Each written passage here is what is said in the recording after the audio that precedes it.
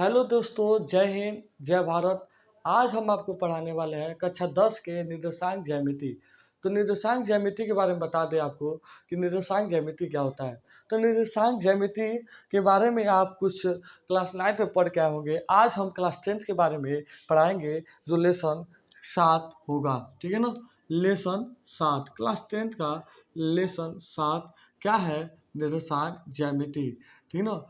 निर्देशांक ज्यामिति के बारे में साथ साथ हम आपको बता दें, ये इतना इम्पोर्टेंट है, साथ में अपने आप में इतना इम्पोर्टेंट है कि 7 से 8 नंबर, चाहे 5 से 7 नंबर के क्वेश्चन खुद उठा देते हैं। तो आज इसमें परिचय के बारे में बात करना है। कैसा परिचय? आज उसके बारे में ढंग से जानेंगे, क्योंकि आज पहला वीडियो है निर्देशांक ज्यामिति का। तो आज इसके पूरे परिचय के बारे में जानेंगे कि भैया इसका परिचय क्या है। तो इसमें कुछ इम्पॉर्टेंट फार्मूला है, उस फार्मूले के बारे में जानेंगे, कहाँ अप्लाई होंगे उसके बारे में जानेंगे। तब हम अगले वीडियो में हम उसके प्रश्नावली और अभ्यास प्रश्न के बारे में हर एक क्वेश्चन बना के आप तक पहुंचाने का प्रयास करेंगे। अगर आप मेरे बातों को नहीं समझ पाएंगे, नहीं समझ पा रहे हैं और किसी प्रकार का दिक्कत है, तो आप कमेंट कर सकते हैं। जैसे कमेंट करेंगे वैसे ही आपको तुरंत आंसर बना के भेज दिया जाएगा, उस पर वीडियो बनाया जाएगा। ठीक है, तो चलिए आज हम ज़्यादा समय न लेते हुए हम आगे चलते हैं। तो चलने से पहले हम अपना नाम बता दें। मेरा नाम श्रीवास्तव सर मैथ वाला। तो श्रीवास्तव सर मैथ वाले आज आपको सिखाएंगे निर्देशांक ज्यामिति क्लास 10 के। ठीक है, चलिए सबसे पहले अगर जानना है तो हम ये जानते हैं, दो एक्सिस होते हैं, दो अक्ष होते हैं। ठीक है, उस अक्ष के क्या नाम है उसके बारे में डिटेल से जानेंगे और एक एक पॉइंट जानेंगे कि कौन पॉइंट कहाँ चलता है, कौन सा फार्मूला कहाँ लगेगा। तो आप ये जानते हैं, ये है एक्स अक्ष, ये है एक्स डैश, ये क्या है वाई डैश, ये क्या है वाई। ये अक्ष वाई बोलते हैं, इस लाइन को, इसको बोलते हैं एक्स, इस वाले लाइन को एक्स बोलते हैं। सोता हुआ जो पट होते हैं, जो सोए हुए पट होते हैं, उसे हम वाई अक्ष बोलते हैं। जो खड़े हुए पट होते हैं उसे नहीं, जो सोए हुए पट हैं उसे हम एक्स अक्ष बोलते हैं, और जो खड़े हुए लाइन दिख रहे हैं उसे हम वाई अक्ष बोलते हैं। तो वो एक्स अक्ष को बोलते हैं हम लोग कोटि बोलते हैं। जो हमारा एक्स अक्ष होता है उसे भुज बोलते हैं, एक्स अक्ष को हम भुज बोलते हैं। और वहीं पर हम आगे बात करेंगे तो एक्स अक्ष को हम क्या बोलते हैं, उस कोटि बोलते हैं। ठीक है, कोटि बोलते हैं। तो हमारा जो वाई अक्ष होता है उसे हम कोटि बोलते हैं, जो हमारा एक्स अक्ष होता है उसे हम भुज बोलते हैं। आप हर एक पॉइंट को दिमाग में लेके चलेंगे तो जितने भी क्वेश्चन होंगे हम आराम से निकाल लेंगे। चलिए, तो हम सबसे पहले, ये हमारे इधर प्लस के होते हैं 1 2 3 4 5, ये हमारे भी प्लस के होते हैं 1 2 3 4 5। और ये लाइन जो होता है हमारे माइनस के, तो -1 -2 -3 -4, यह हमारे प्लस के होते हैं, माइनस के होते हैं -1 -2 -3 -4 -5। और ये जो बिंदु आपको दिख रहा है इसे हम मूल बिंदु बोलते हैं। तो मूल बिंदु मतलब 0 0 होता है, ये हमारा यहाँ पे 0 0 अक्ष बनते हैं, तो इसे हम बोलते हैं मूल बिंदु बोलते हैं। चलिए, आप क्लास 9 के इसके परिचय पढ़ चुके होंगे ढंग से कि कौन सा पॉइंट कहाँ मिलता है। एक एग्जाम्पल मान लेते हैं, जैसे अगर हमारे पास कोई पॉइंट है, जैसे हमारे पास पॉइंट है 4 और 3, और फिर हमारे पास दूसरा पॉइंट है, दूसरा पॉइंट हमारे पास है 5 और 6। ठीक है ना, हमारे पास पॉइंट क्या है 5 और 6। हमारे यहाँ पे पॉइंट है 4 और 3, यहाँ पे पॉइंट है 6 और 5। और आपको पता है पहला कोई भी नंबर लिखते हैं एक्स और दूसरा नंबर लिखते हैं हम वाई लिखते हैं। ठीक है ना, तो पहला लाइन हमारा क्या है एक्स और दूसरा वाला क्या होगा वाई। तो एक्स पे क्या है 4 और तो वाई पे क्या है 3। ठीक है, और मान लीजिए यहाँ पे एक्स पे क्या है 6 और वाई पे क्या है 5। ये आपके कुछ बिंदु हैं। ठीक है ना, आज बिंदु के बारे में आप जानेंगे कि ये हमारा पहला एक्स लेते हैं, दूसरा वाई लेते हैं। तो एक्स वाला जो लाइन दिख रहा है ये भी प्लस का, और वाई वाला लाइन जो दिख रहा है ये भी प्लस का। मतलब ये जो प्रथम जो चतुर्थांश है, 4 चतुर्थांश होते हैं, जिसे प्रथम चतुर्थांश जो होते हैं हमारा क्या होते हैं प्लस और प्लस के होते हैं। और सेकेंड वाला भी जाते हैं, ये प्रथम है। सेकेंड वाले पॉइंट में जब जाएंगे तो सेकेंड वाला पे हम पहले लेते हैं एक्स, फिर लेते हैं वाई। तो एक्स यहाँ पे क्या है माइनस का, वाई हमारा क्या है प्लस का।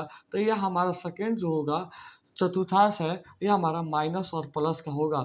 सेकेंड, फिर थर्ड वाले चतुर्थांश में चलेंगे, तो थर्ड वाले चतुर्थांश में चलेंगे तो ये हम पहले लेते हैं एक्स, फिर लेते हैं वाई। तो एक्स वाला आपका लाइन क्या दिख रहा है, माइनस का, और वाई वाला भी लाइन आपको माइनस का दिख रहा है। तो थर्ड वाला जो चतुर्थांश है दोनों क्या है, माइनस के होंगे। ठीक है, फिर उसके बाद चलेंगे हम, तो ये अभी हम एक्स का लेते हैं, फिर वाई का लेते हैं। तो यहाँ पे एक्स क्या है, प्लस का है, और वाई आपका माइनस का है। तो यहाँ भी प्लस और माइनस का होगा।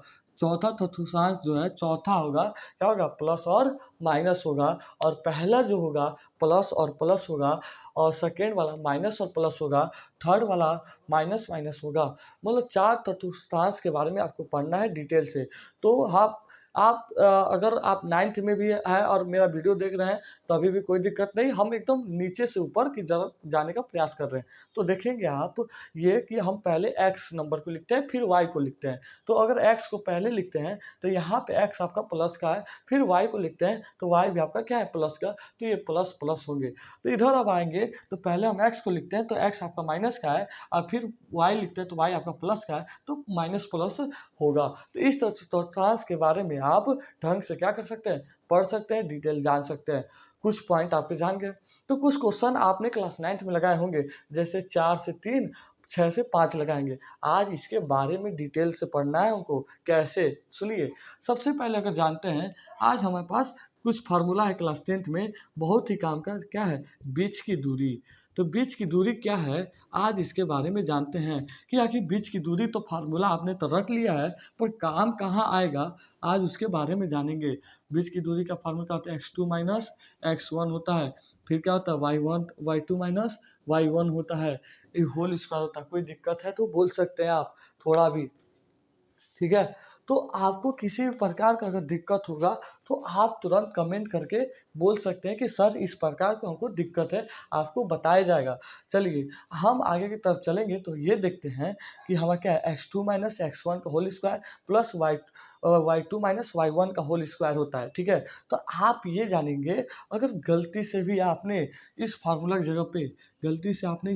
जगह पे ये फार्मूला लिख दिया, x1 माइनस x2 का whole square plus y1 minus y2 का होल स्क्वायर, आप लिख दिए, तभी भी आपका आंसर गलत नहीं होगा, वही आंसर आएगा। बोले क्यों, रीजन ये है कि ऊपर लगा हुआ होल स्क्वायर। तो होल स्क्वायर क्या करता है, अगर माइनस का भी आंसर आएगा तो होल स्क्वायर आपको प्लस में कन्वर्ट कर देगा, अगर प्लस का भी आंसर आएगा तो होल स्क्वायर प्लस में ही कन्वर्ट करेगा। तो इससे अगर आप फार्मूला को इंटरचेंज भी, मतलब उस फार्मूले को चेंज भी कर देते हैं तो कोई गलत नहीं है। ठीक है, फार्मूला आपको याद होना चाहिए। बीच की दूरी की फार्मूला क्या होती है, x2 माइनस x1 और फिर y2 माइनस y1, तो उसकी होल स्क्वायर। गलती से आपने ये भी लगा दिया, x1 माइनस x2 का whole square plus y1 minus y2 का होल स्क्वायर, तभी भी आपकी कोई गलती नहीं होगी, तुरंत आपका आंसर सही लिख लेगा, क्योंकि ऊपर लगा हुआ होल स्क्वायर। चलिए बीच की दूरी आखिर है क्या, तो आपने 2 पॉइंट लिया है यहाँ पे। ठीक है, आपने 2 पॉइंट लिया है। वो पॉइंट क्या लिए हैं, पहले अगर आपने पॉइंट लिया x और y, तो x में आपने लिया है कितना, लिया है 4, और y में लिया है 3, फिर x में लिया है 6, फिर y में लिया है 5। ये हमने अपने मन से लिया है आपको समझाने के लिए। उदाहरण के तौर पे हमने इस फार्मूले को अपने अपने हिसाब से लिए, आप भी अपने हिसाब से इस फार्मूले को लेने का प्रयास कर सकते हैं। तो हमने 4, 3 और 6 और 5 लिए हैं।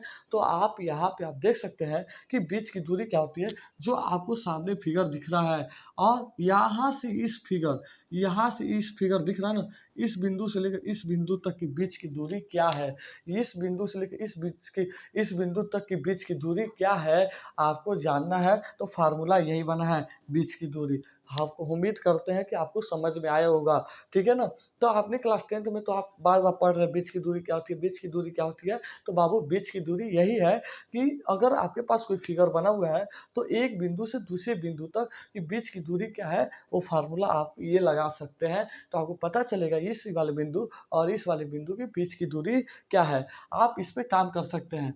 तो बीच की दूरी निकालने के लिए इस बिंदु से लेकर इस बिंदु तक की बीच की दूरी निकालने के लिए फार्मूला आपके पास ये है, क्या है, कड़ी में x2 माइनस x1 का whole square plus y2 minus y1 का होल स्क्वायर है। और उम्मीद करते हैं कि आपको समझ में आया होगा। चलिए, और बिना बात किए हम आगे की तरफ चलेंगे। तो आगे की तरफ चलेंगे तो ये करेंगे बाबू कि आपको ये पता होना चाहिए, आपको बीच की दूरी पता चल गया, ठीक है ना। कुछ भी कुछ फार्मूले हैं, ठीक है। आज पूरे फार्मूले के बारे में हम बात करेंगे और तब हम कल से जो अगली वीडियो हमारी होगी वो अभ्यास प्रश्न क्वेश्चन पे रहेगी। चलिए, तो बीच की दूरी निकालने का फार्मूला आपने सीख गया। और बता दें, अगर कोई नंबर है आपके पास 4, 3 और 6 और 5 आपके पास नंबर है, तो ये आपका होता है x1, ये होता है y1, ये होता है x2, ये होता है y2। मतलब पहला वाला जो बिंदु होता है हमारा x होता है और दूसरा वाला जो बिंदु होता है हमारा y होता है। तो उस हिसाब से अगर 2 पॉइंट है तो हमारा x1 y1 x2 y2 होता है।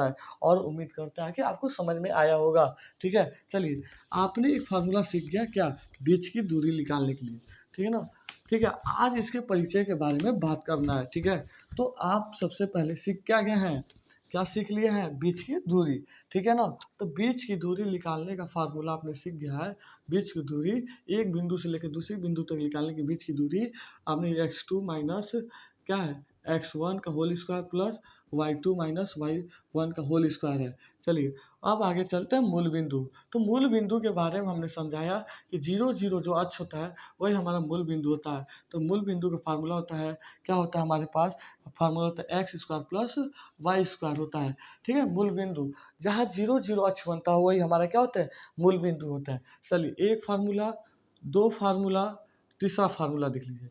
तीसरा फार्मूला अनुपात में, ठीक है। कभी कभी ऐसा आता है कि आपके क्वेश्चन जो होते हैं अनुपात में आ जाते हैं और उसका बोलता है एक्स बिंदु चाहे वाई बिंदु का वैल्यू निकालिए जिसका अनुपात में क्या कर दिया, दे दिया है। तो उस समय आपका फार्मूला लगेगा, क्या लगेगा, m1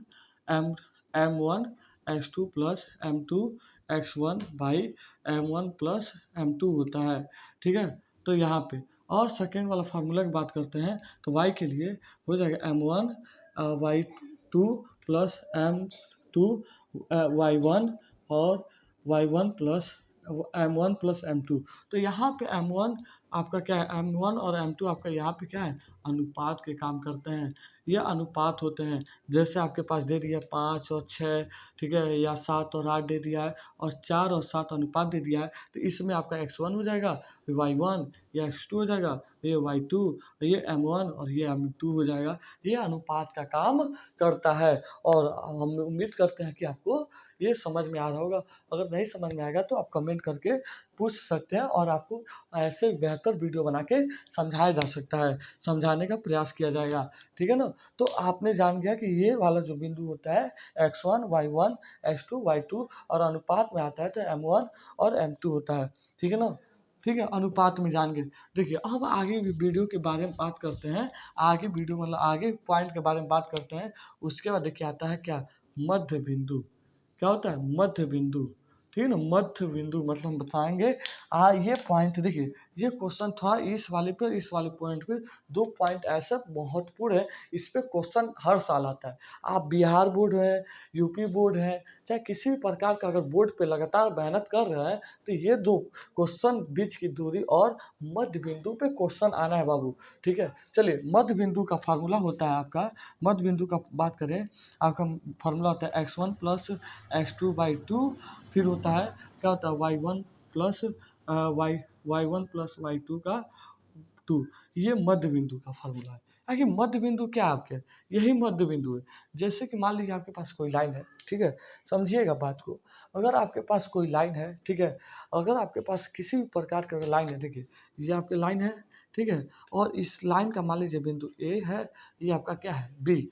तो इसका बिंदु दे दिया 5 और 4, इसका दे दिया है 7 और 5 और 7, और ये मध्य बिंदु होता है। बीच के बिंदु को मध्य बिंदु बोलते हैं, ठीक है ना। बीच के जो बिंदु होते हैं उसको हम मध्य बिंदु बोलते हैं। जो बीच के बिंदु होते हैं उसे हम क्या बोलते हैं, मध्य बिंदु बोलते हैं। तो बीच के बिंदु ये दिख रहा है आप, तो जिसका नाम मान लीजिए सी, तो क्या ये बिंदु 5 और 4 है और ये 5 और 7 है, तो इसके मध्य के बिंदु क्या होंगे, तो वो निकालने के लिए फार्मूला ये होता है x1 plus x2 by 2 y1 plus y2 का बाई 2। ये फार्मूला होता है मध्य बिंदु। जैसे आपके क्वेश्चन में, क्लास 10 के क्वेश्चन में क्वेश्चन बनता है कि भैया अगर मान लीजिए एक वृत्त है और वृत्त के उसके व्यास जो है कुछ बिंदु हैं जिसका 5 और 7 दिया हुआ है और जिसका 5 और 4 दिया है, और उसके केंद्र क्या होंगे, उसकी केंद्र की वैल्यू क्या होगी। तो उसकी केंद्र मतलब क्या है, उसकी केंद्र क्या है आपकी, उसकी केंद्र आपकी क्या है, मध्य बिंदु है। तो मध्य बिंदु निकालने का फार्मूला क्या है, यही है, ठीक है।